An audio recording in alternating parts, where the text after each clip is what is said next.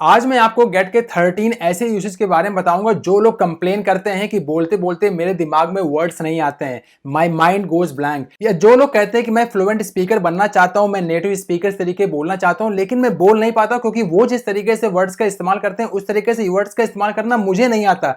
आज उन सारे लोगों की प्रॉब्लम दूर हो जाएगी इस पूरी वीडियो में, क्योंकि मैं केवल आपको गेट के 13 यूसेज के बारे में नहीं बताऊंगा, मैं आपको यह भी दिखाऊंगा कि एक्चुअल में नेटिव स्पीकर्स इन वर्ड्स को अपनी डे टू डे लाइफ में कैसे यूज करते हैं। तो चलिए स्टार्ट करते हैं और देखते हैं गेट के सबसे पहले यूज को।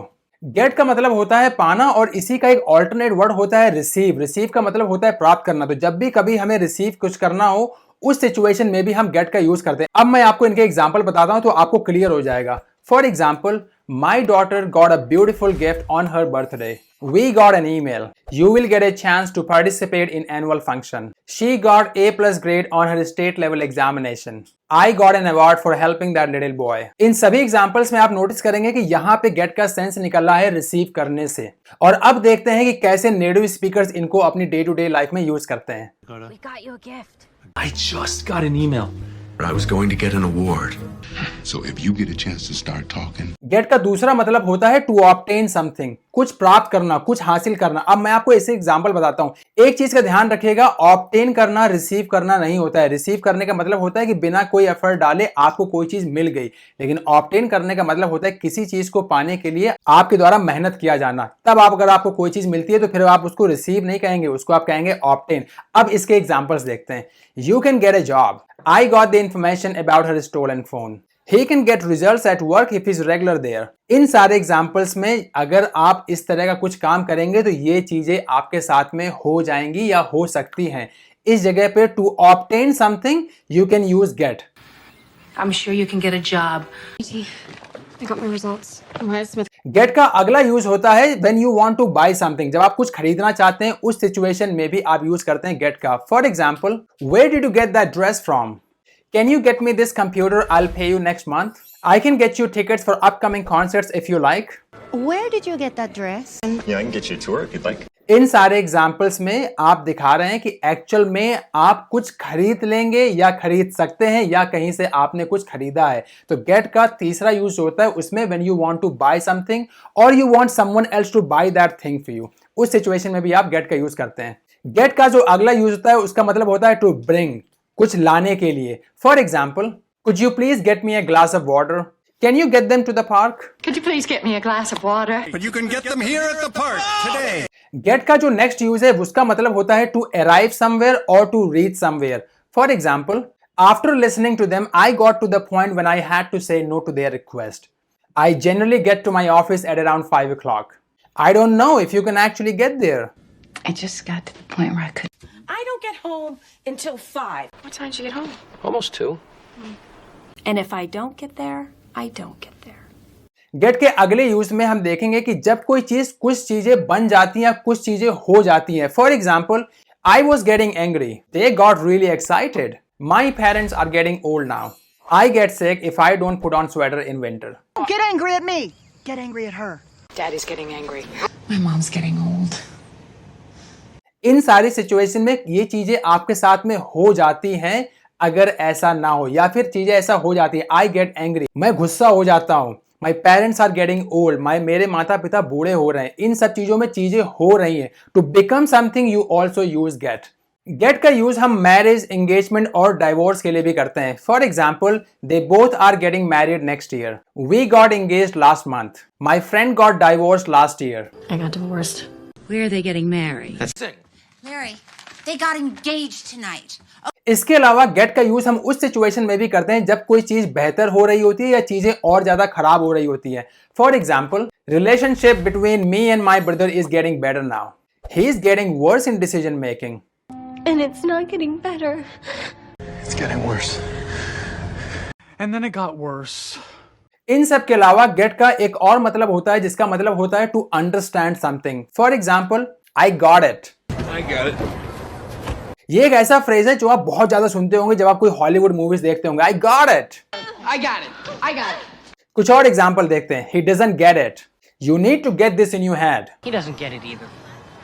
He just doesn't get it. I have to live my get के अगले यूज में when you have an special opportunity to see something और टू गो समवेयर और to watch something, then also you use get. For example, if you go to zoo, you get to see lots of animals there. Tina is upset because she didn't get to see her father after waiting for long hours. Dad, I barely get to see you. Today I get to meet my father. इसके अलावा gate का use हम उन situation में भी करते हैं जब हम किसी को कन्विंस करते हैं या हम किसी से कहते हैं क्या तुम उस आदमी को कन्विंस कर लोगे कुछ काम करवाने के लिए. For example, I can get them back to work if you pay me $10,000. I can get them back to work if you pay me $10,000. मैं उन सबको काम पे वापस ला सकता हूं अगर आप मुझे $10,000 पे करो. एक और एग्जांपल देखते हैं. It's not easy to get my kids around. It's not easy to get my kids around. इतना आसान नहीं है मेरे बच्चों को आसपास बुलाना. Get them back to work. Get them back to work without delay. Get का यूज हम उन सिचुएशन में भी करते हैं when we want to get something done. For example, I need to get my computer fixed. मेरा computer खराब हो गया है, मुझे उसे ठीक करवाना है, इसके लिए मैं कर रहा हूं I need to get my computer fixed. एक और एग्जांपल देखते हैं. She would like to get all her homework done in next 2 hours. So have to get that fixed. We'll get everything repaired. Better get that fixed. और अब चलते हैं gate के सबसे लास्ट यूज की तरफ जिसमें हम गेट को यूज करते हैं as a phrasal verb. Phrasal verb का मतलब होता है जब किसी वर्ब के बाद में आप गेट का यूज करेंगे तो उसकी मीनिंग बिल्कुल ही चेंज हो जाएगी. मैं आपको 4-5 फ्रेजल वर्ब के एग्जांपल्स बताता हूं. बाकी इसके रिगार्डिंग मैं एक सेपरेट वीडियो बनाऊंगा जिसमें मैं आपको गेट के सारे फ्रेजल वर्ब्स के बारे में बताऊंगा एग्जांपल्स के साथ में. साथ ही साथ आपको यह भी दिखाऊंगा कि नेटिव स्पीकर्स उनको कैसे यूज करते हैं. अभी मैं आपको कुछ एग्जांपल्स बताता हूं गेट के कुछ फ्रेजल वर्ब्स के साथ में. For example, get along. Get along का मतलब होता है to have a good relationship with someone. For example, I am trying to get along with my brother. I am trying to get along with my brother. They both are getting along very well. How are you two getting along? So, how are you getting along? Okay, I guess. अगला phrasal verb है get off. Get off का मतलब होता है to leave a form of transport. किसी transport से बाहर आने के लिए या फिर किसी चीज को छोड़ने के लिए आप यूज करते हैं phrasal verb get off. For example, get off my car. Get off my car का मतलब होता है कि मेरी कार से दूर हटो. या फिर I got off the train at 5 o'clock. I got off the train at 5 o'clock. I got off the plane at 3 o'clock. Let's get off this damn train.